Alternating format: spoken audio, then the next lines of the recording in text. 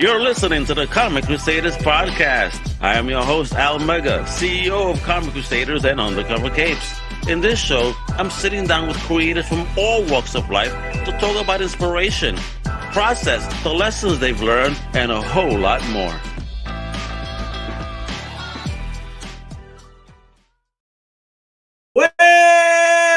What I mean, this is your boy Al Mega. Welcome to a brand new Comic Crusaders podcast. That's right, the number one podcast for crowdfunding. And guess what? We're going to be talking about today another dope Kickstarter. That's right, we have. This guy does it all, at least with the first book. And then I guess he said, no, hold on. Let me pace myself. And I can't wait to find out. I mean, he's a writer. He's an artist. He's a creator. His book is called Arcs, Approximate number 1. I mean, right now, it's already funded, but we got to make it rain even more because this is a fire book. We're going to learn all about. Let me introduce the one, the only, the future legend himself, Mr. Rory Collins. How are you doing? Yeah, good. Thanks. How are you? I'm doing fantastic. Thanks for coming on, brother. I know I kept you waiting in the green room today for about 30 seconds. I had to finish that last page of issue 1. You know, beautiful, beautiful book. Wow. You know what I mean? I can't wait to finish it after the show. You know what I mean? I'm not going to try to rush us. Don't you worry. But I am getting antsy to read it because I was digging it already. And that first issue, though, kind of was lining up with things going on in my life. And I was making a comparison in my head. I was, oh, shit. So good on you. Already did a good job and got a fan. All right. Yeah, great. So, Robbie, talk about it. Let the folks know where you're originally from and our favorite question. What is the first thing in fandom that you ever fell in love with?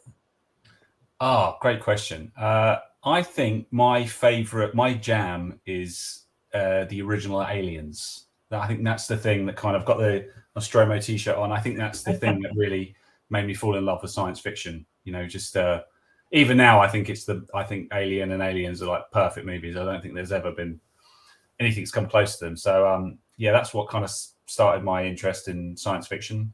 Gotcha. And where are you from? Where did you learn that? Where did you get that access? Where did you grow up?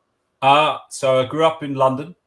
Right. My father actually was a film carpenter, so he worked on Aliens because they actually filmed Aliens in Acton Town, which is in West London, which a lot of people don't realise. They shot it in an old factory as long as it's been knocked down. So yeah, I grew up around that. He worked on Star Wars and worked on all these other things. So I was always around films, and that's sort of how I started out. I started out as a storyboard artist in film, and yeah, during COVID, when everything was shut down, a friend of mine just suggested why don't I adapt something I'd written as a script into a novel, and I was like, that sounds like a lot of work. And then I thought, well, I could do it as a graphic novel because I was an artist.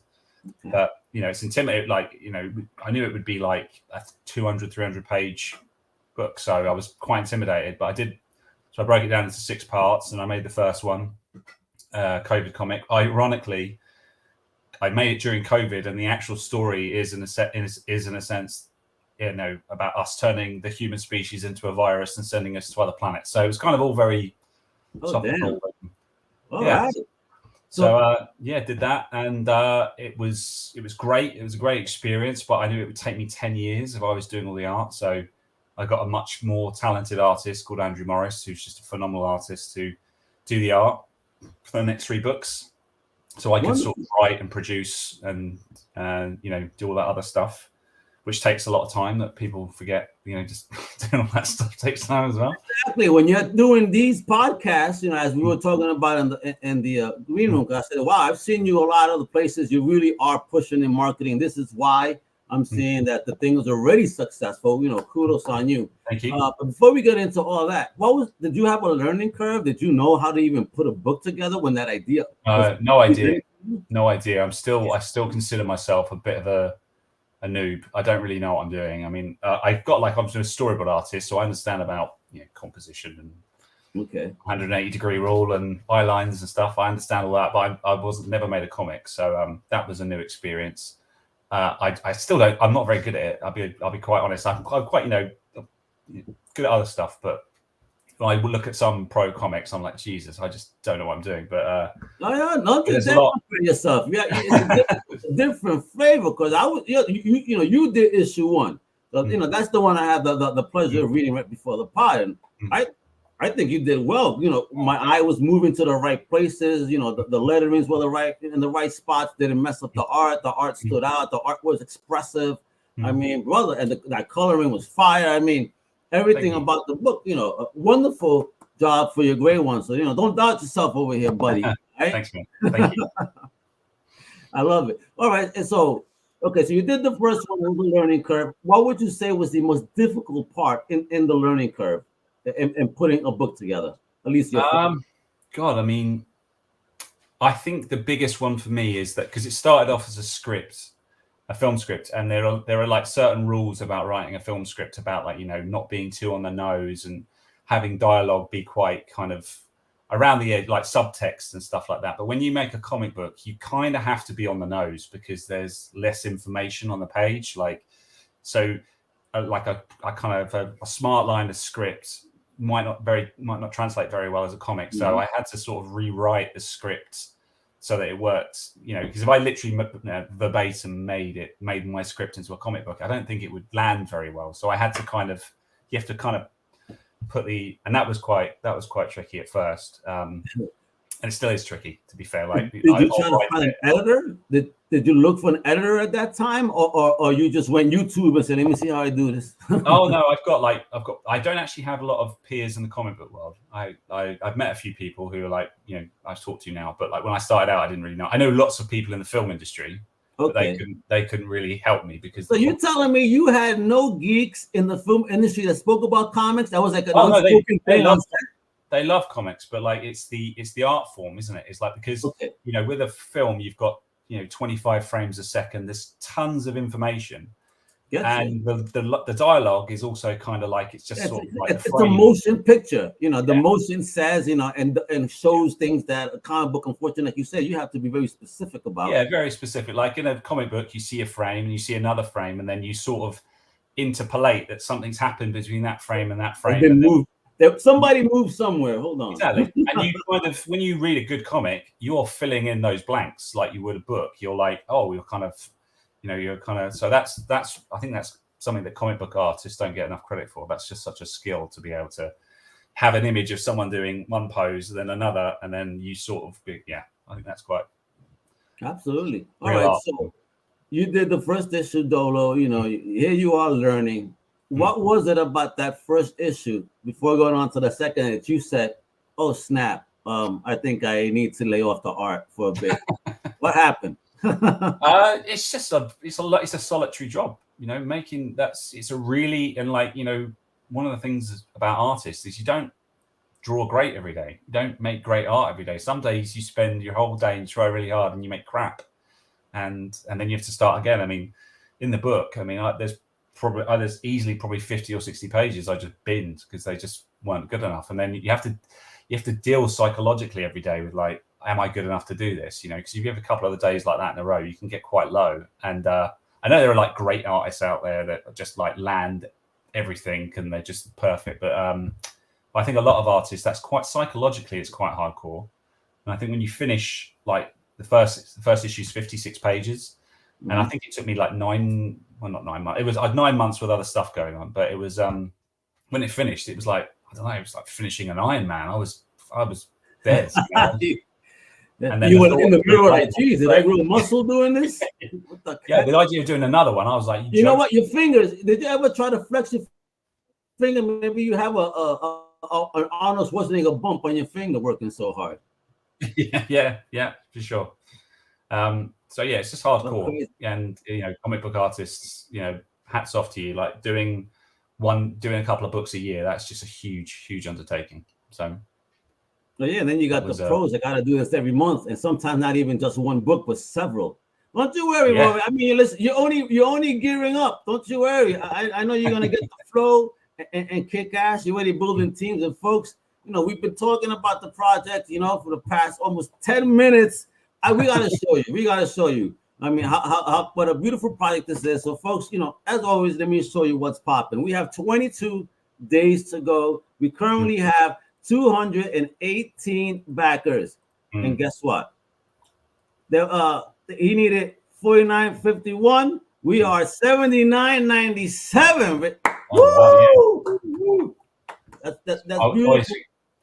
It's interesting to see I'm close to $8,000. It's always fun with the, dollars to pounds thing, because you're like, oh man, like, yeah. So, he goes, Alice, we over 8,000 pounds, goddamn, but whatever. All right, and check it out. It got that beautiful stamp, a project we love on Kickstarter. Nice. But how do you feel about that? Even you put this baby up and boom, all this happens immediately. Like, whoa. Yeah, no, we had some great advice this time. We had a great press lady called Melissa who sort of helped us sort of get a press release out and do all that stuff. In the past, we've sort of been a bit. Yeah, big shout out to Don't Hide PR. Big shout out. If you're a creator, check out don'thidepr.com. For real. Yeah. So she's helped us sort of get noticed and everything else, because that's kind of half the trick, isn't it? So yeah, it's great. And we've had a project we loved before, which I think we got like in the second one, I think. And we've been trying to get it ever since, and we haven't been able to get it. So it's nice to get it, because it's kind of important, because like, especially for like the middle of a campaign, like that's like you get kind of understandably buried because there's more projects coming along and they've got to service everyone. Yep. So but of course the importance of marketing, getting yourself out there, sending reminders, emails to press places that do not charge you. How dare those places that do that? And and help out independent comic creators as they should. You know what I mean? And before we even show more art and everything else and talk more, let's show off this amazing video from the project itself, folks. Check it out.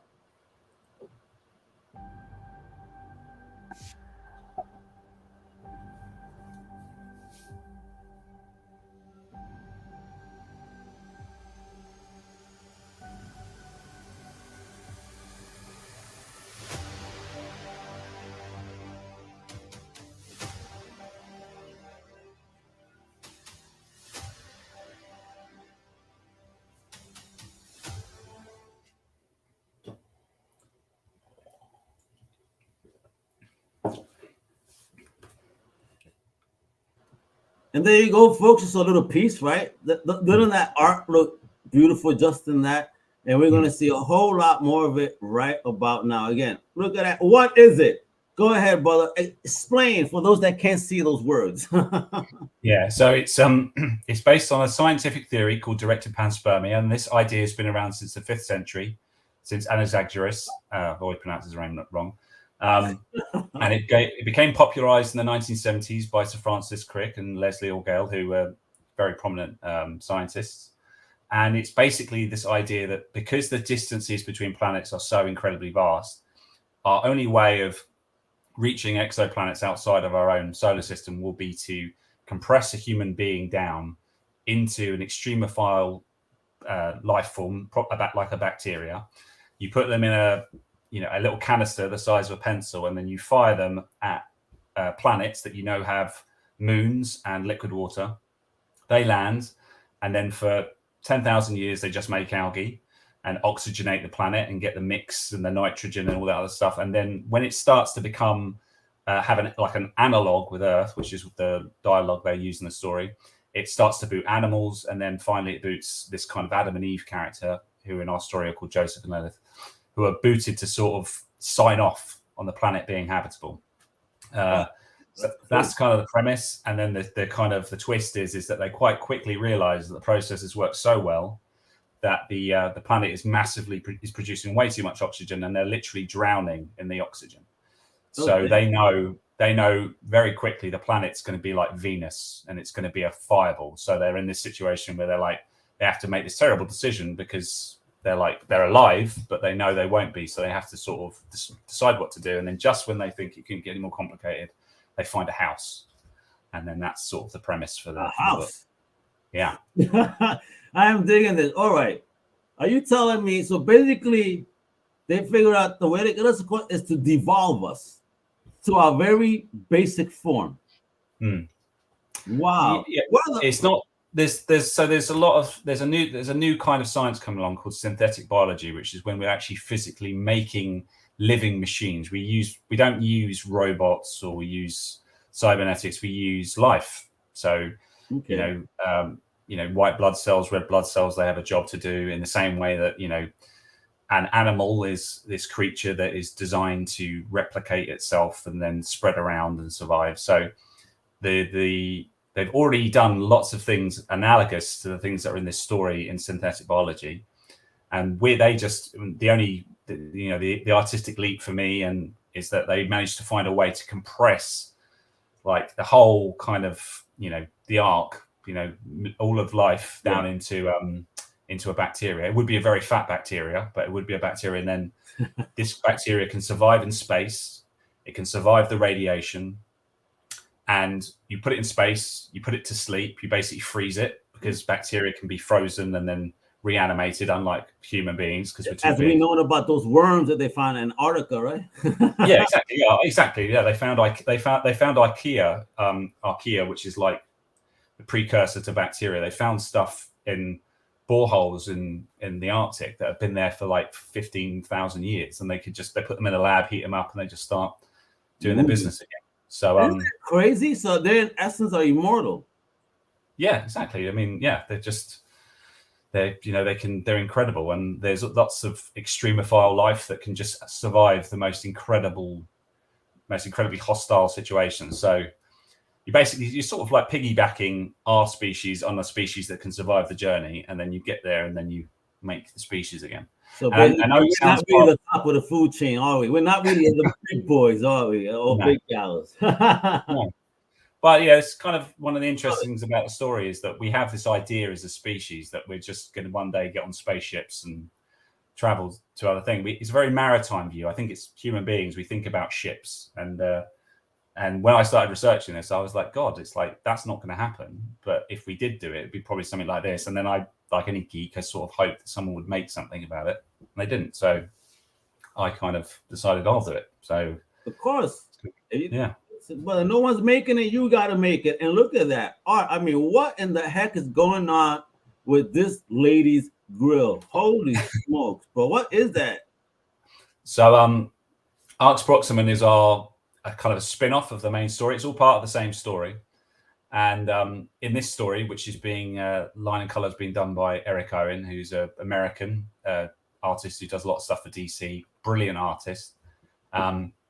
It's a story about this little kid called Odd, who's the first exonatal human, which means he was conceived on another planet. Okay. And him and his mum and dad basically find a signal on the network from Earth, and it's instructions to boot up a female Ark. And because he's a young man and he's kind of like bit of a weirdo and everything else, his dad thinks it's a good idea if he's first contact, so he's put in charge of talking to this girl. And as soon as they make this girl, this thing starts growing out of her eyes, and I don't know what it is.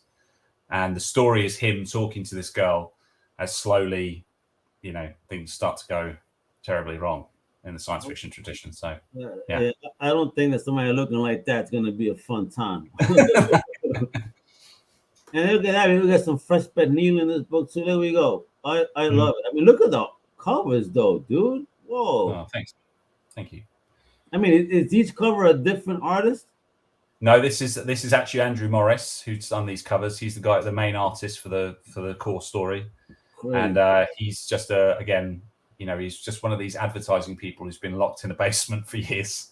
And he's just a phenomenal artist. So I'm very lucky to have him working on this. And when hopefully if this comic one day becomes a hit, then he'll be a huge comic book artist. That's my kind of sort of side quest for the next 10 years, is to get him the attention he deserves, because he's phenomenal. Excellent. That's what you do. Help one another, and you're all gonna eat and succeed. And check it out. So this is for that Arx Proximum, that spin-off #1, but we also have access to get the OG story behind it as well. Exactly. You're offering here a wonderful campaign, and folks here, it's about £1 or $2 American. It says over here, because our money is just losing value every day. And you can start for about $10 with the digital 44 pages of a very beautiful looking book. Trust me, you get the special edition for about $13 American. That's 48 pages in that bad boy, and it keeps going. mean, what is this? This is a printed color physical at 44 pages, folks, right? 44 pages. Keep that in mind, of original, independent, beautiful artwork. I mean, again, and then he has his plan, estimated delivery going on for March. You got 2 items included plus optional add-ons. I mean, homie's doing it. The special edition. What wasn't the special edition? What makes this different? It's only a few pounds more, so probably $3 more or something, $2.5 more. It's just got, like, you know, it's got some behind the scenes stuff. It's got some sketches from myself before we started. It's got some sketches of Eric. It's going to have, at the moment, it'll have about 3 pages of extra stuff. So there's kind of a lot of elements of this story which are different to the main story. So there's kind of just like lore and science. One of the things I'm really proud of with the main book is I've sort of done like a compendium at the end of the volume 1, which is all about the science featured in the story that's just too hard to dramatize into the story. So I've just created like a little lore section at the end. I love it. Man, Hawkins does that with his books sometimes. The mind management books, I believe. No, is it my? Oh, I'm sorry. It was another book that he did. And he would put behind it, you know, the science behind what he's talking about. Yeah. Because he's an actual physicist or some joint, so it's like really nerdy. Good in a good way. Yeah, no, it's pretty intense. I mean, like my mother-in-law once read it and looked at me like I was a bit crazy because it was. She looked at her daughter and said, "Wait a minute, are you sure you're safe?" Yeah, I know. Yeah, so it's pretty intense, but it's quite interesting as well. It's got, like, you know, it's a lot of interesting science and things that are just, you know, impossible to put in the story. So you were talking a lot of smack. You're telling me, oh, look at my book, you know, like, compared to look at this page. This could stand next to any big 2 premier, you know, book out here in the States. Are you crazy? This is gorgeous. Yeah, Eric Owen, he's incredible. He's you know, he does a lot of stuff for DC. I honestly, like, I contacted, like, at the beginning of last year, I was thinking about doing this book, and I thought, God, I've got to find a new artist. That's difficult. And so I approached a few people. I didn't really have high hopes I'd get any of them. And then Eric was one of these people I thought, this guy's never going to be free or available to do it. But I DM'd him anyway. And I was literally at the point of sort of kind of shelving it for a bit. And then he just came back to me one day. I went, yeah, I'll do it. And I was like, what? Excuse me, what? You ran to that shelf, pulled out your joint. Like, can we get on a call? Yeah, no, and he's a legend. He's great. He's so easy to work with. I mean, look at these pages. We're just absolutely, we can't. He's only done 5 pages. It's going to be 40 by the end. So it's I can't wait to see what he comes up with. So yeah. What are we talking about? A map of planet Death. Yeah, so this is quite cool. This is so in the planet, the Proxima story, they are on a planet called Proxima b, which is our nearest exoplanet that they think might be habitable, and it's what scientists call an eyeball planet, which means it's tidally locked to its star, so it doesn't rotate. So one side of it is like a blinding ocean that faces the sun. There's this tiny little, like, habitable band of like land around the edge. And then the rest is ice. And in the story, the characters live in this tiny little band of habitable land. Really, they live like on the equator of the world only. Yeah, around it's kind of slightly different. It's like around the rim of around the circumference or I can't figure around the circumference, I think, of the planet. They sort of. Yeah, let's not do math, bro. This is a comic book show. We're not. So they live in this weird planet, and then, basically, if they walk 100 miles in any direction, the radiation kills them. So they have this tiny little area where they can survive. And the story beyond this one, obviously, this is the first issue, and there'll potentially be 5, is that Odd, the main character, has to walk around this planet on his own. Around? So around this little habitable section of land. And it's going to be like, it's just going to be an absolutely phenomenal story. It's going to be like Lord of the Rings in space, in a different place. It's going to be, there's I can safely say, hand on my heart, there is no comic or film that's been made that's going to even touch what we're going to go into with this book. It's going to be phenomenal. And with this type of artwork that's going to be in those pages, heck yeah, folks. I mean, look, folks, you're going to get all the pledges with rewards and all. Make it rain, folks. Make it rain. Look at all this stuff. Look at this super package here. Oh man, what? What? That could change science fiction. Yes, let's do it. If my man over here, let's support this. That way we can be part of history too. When we want them getting compressed in a couple of years by AI. I mean, look at these pages, bro. I'm really impressed. This is a very beautiful looking project. Very impressed. Thanks, mate. Yeah, that's issue 4. This is the one that's issue 3. And you can get issue 3s in the volume 1, which is the first book, first graphic novel. Yeah, it's it's the one of the you asked earlier on about the challenges. One of the challenges in this story is that because there's no story like it, I have to kind of put the cliches into this story. Because if I just try to tell it, it would be too weird. It would be too, like the first 2 episodes, they're running around naked and like people like one of the things I was like a bit kind of like I didn't completely understand just how smutty the comic book world was. So when I started off and I started showing people my science fiction comic where people are naked, they were like, oh yeah. And I was like, no, I'm a prude. It's not sexy. It's just they're naked because it's Adam and Eve. And they're like, but it's kind of tricky. Oh yeah, definitely. Anytime, nerds see a boob and it's a wrap. You know what I mean? That is what it is. They can't help it. They're stuck in the basement like your poor old guy over there. You know what I mean? This is why he's drawing those amazing bodies. Look at, Yeah. I mean, but look at here. I mean, look at that. Look at the faces, everything. This scene right here, the splash, the buzz of the wow. I mean, the detail. Hey, you see, folks, they protect you. It's covered, all right. Yeah. Is it covered in the book or not? No, it's not covered in the book, but wrong. It's not. I think there's only 2 frames in it that I would qualify as being sexy. The rest is all just muddy and dirty and not, so it's all kind of, yeah. Yeah, man. Oh, then somebody hit the wrong spot. What a great looking book. All right, and folks, listen, we have time. You guys have time because look at all the goodies. All right, I'm showing off the link throughout the program. It's right there below. It's in the show notes. You guys do not have an excuse to not support this gorgeous looking project. All right, both editions signed. Like, dude, are you doing any conventions out there where you're at, where we could pick up these books in person? Yeah, we're doing Glasgow this weekend. Oh, this weekend? Oh shit! Woo! Yeah, the Glasgow Comic Con at the SEC in Glasgow.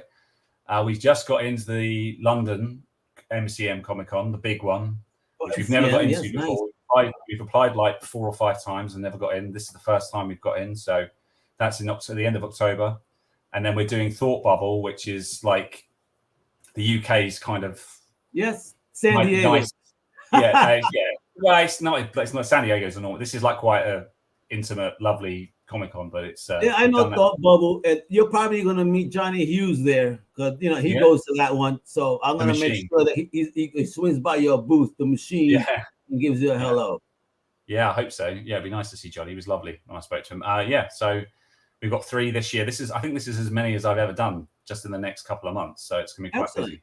And is this the first year as well you've done any, or have you had prior experience?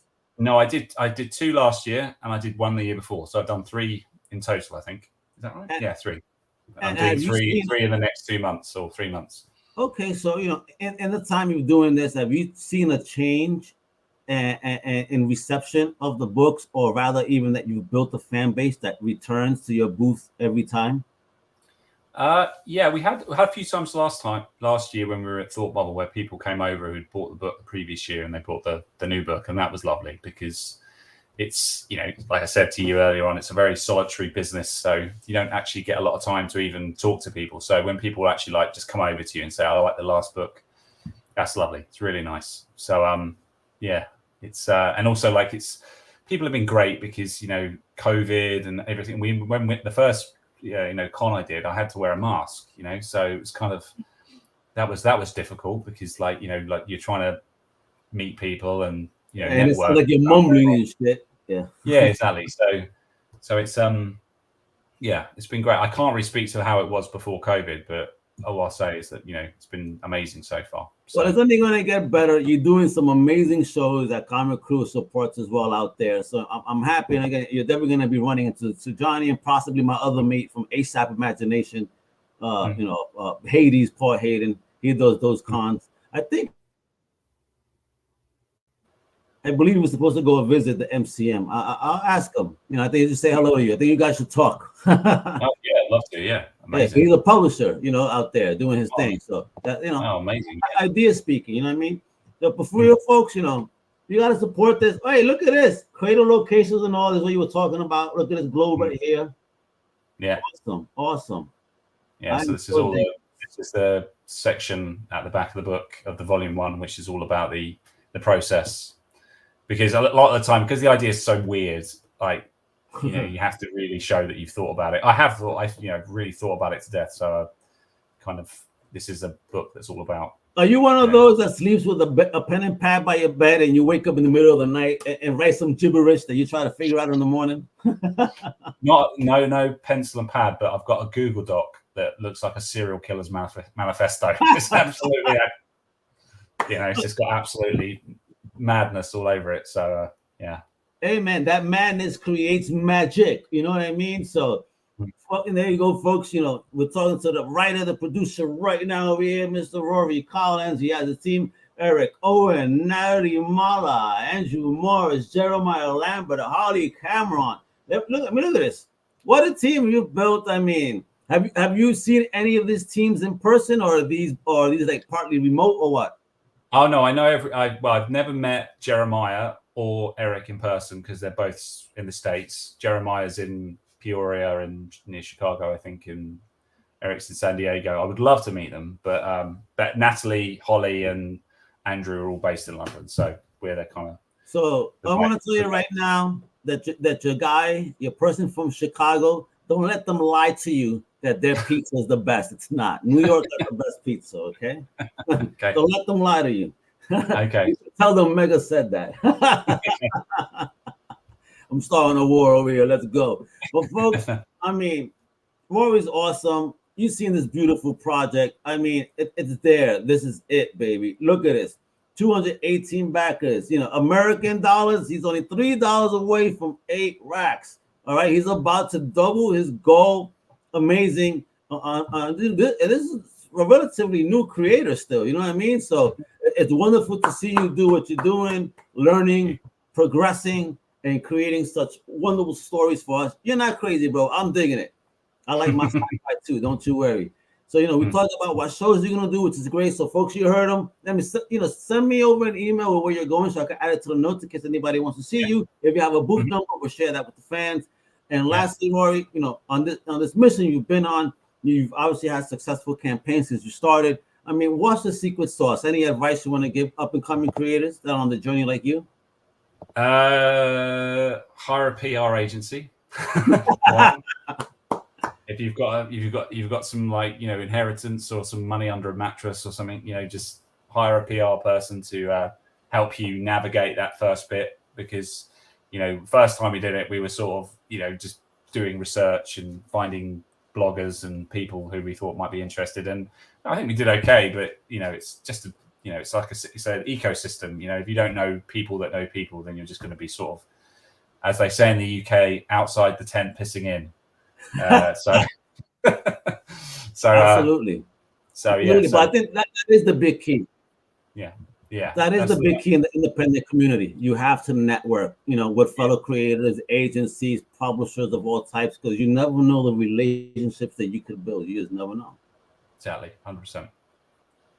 So with that, Rory, I appreciate the crap out of you taking time out of your schedule, because I know you're doing this tour, the Rory Collins World Tour on the podcast verse, all from his home. I mean, but he's kicking ass. Like I said, I've been seeing you around. So this guy is a great example, folks, of an independent creator that, it just gets himself out there and make sure he sells the project. This is why it funded. Why? Because he puts himself out there. So you creators that are out there like, woe is me, stop woeing is you and start doing it. Don't try. Do. All right? Dude. All right. So thank you, Rory. Thank you, my fellow Crusaders, for tuning in. You know what it is? Subscribe, show the love. Follow Rory. I've been showing it over here. Look, I forgot to mention Rory on social. On X is Clicky W, and on Instagram is Clicky Sprout Wife, and of course on the website clickysproutwife.com. Links are below. Check it out. You'll be thoroughly entertained. Hasta la próxima. Much love, mi gente. Wepa! Thank you for listening to the Comic Crusaders podcast. If you like the content, please subscribe and turn on notifications. Also, please visit comiccrusaders.shop and our extended podcast family over at undercovercapes.com. And also, make sure to download the Comic Crusaders app on the Google Play Store today.